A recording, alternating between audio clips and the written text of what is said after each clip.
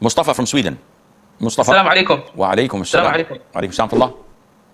Okay, my question is, if someone were to perform last 10 days of Ramadan Itikaf, and then he chose one of these days not to fast in the beginning, he turned not to fast, so would that invalidate the Itikaf as well, or it's two separate things?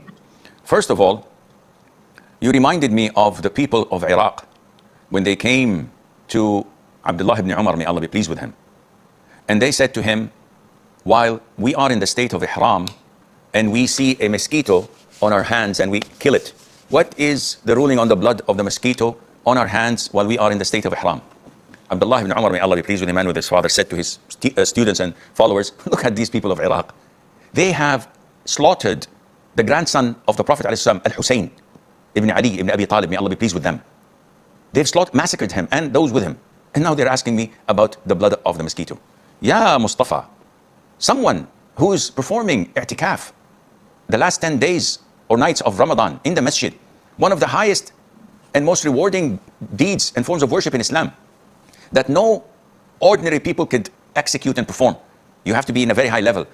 How is it possible that one who's doing this i'tikaf intends not to fast tomorrow deliberately? One, either he has a legitimate reason, such as being really sick, bedridden, he cannot fast, so he decides to skip fasting. In this case, there's no problem.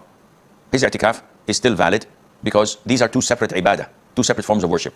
Number two, he decides to skip fasting because he doesn't feel like it. Then such a person cannot be a real full-fledged Muslim because his i'tikaf, in addition to his fasting, is not for the sake of Allah.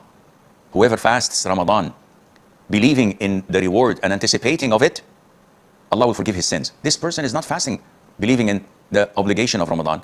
He's just doing it because of the culture, because everybody's doing it. And likewise, I'm doing i'tikaf not for the sake of Allah. My friends are all hanging out in i'tikaf, so I'm joining them. And this person's Islam is in great jeopardy and danger. So that was the long version of answering your question, which I don't think it's realistic. It's hypothetical, and it is indeed waste of time, but that's the answer. These are two different forms of worship. His i'tikaf would not be interrupted if he does not fast, but definitely for skipping a day without a legitimate reason, he had committed a major, one of the greatest and major sins in Islam. May Allah protect our Islam.